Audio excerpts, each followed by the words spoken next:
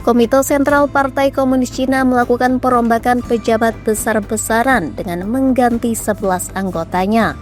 Mengutip media Cina Xinhua, pergantian ini merupakan perombakan terbesar sejak 2017 dan berlangsung di tengah kampanye anti korupsi yang menargetkan jajaran militer. Salah satu perubahan yang paling mencolok adalah promosi Jenderal Zhang Shengmin yang menjabat sebagai Wakil Ketua Kedua Komisi Militer Pusat atau CMC, Lembaga Keamanan Tertinggi Cina. Zhang dilantik menggantikan Jenderal He Weitong yang baru-baru ini dikeluarkan dari partai karena adanya dugaan korupsi bersama 8 Jenderal Tentara Pembebasan Rakyat atau PLA lainnya.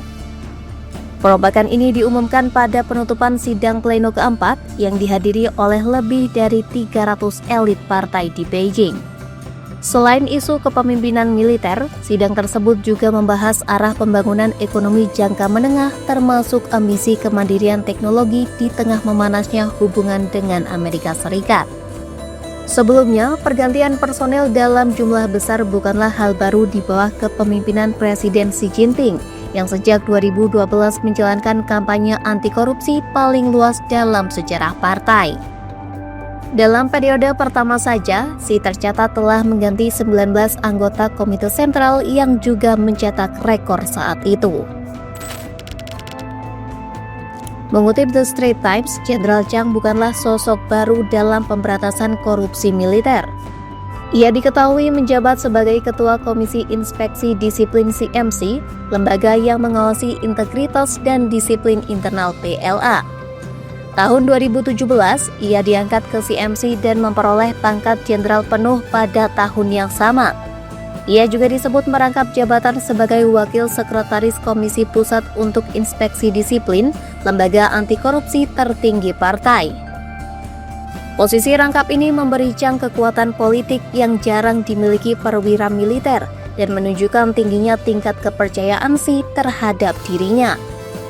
Sementara itu, pemecatan Jenderal He Weitong membawa sinyal politik kuat sebab He dikenal sebagai salah satu perwira yang dekat dengan Xi sejak keduanya bertugas di Fujian pada 1990-an.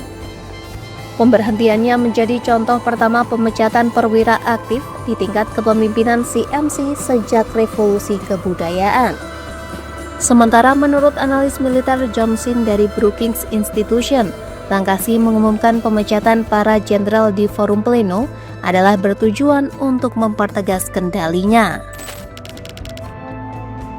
8 dari 9 jenderal yang baru-baru ini dikeluarkan dari keanggotaan partai, rupanya juga bagian dari Komite Sentral. Sejumlah protes penyelidikan terhadap mereka sebelumnya tidak pernah diumumkan secara terbuka. Mayoritas jenderal yang tersingkir berasal dari bekas komando wilayah militer Nanjing, kawasan pesisir timur yang memegang posisi strategis karena berhadapan langsung dengan Taiwan.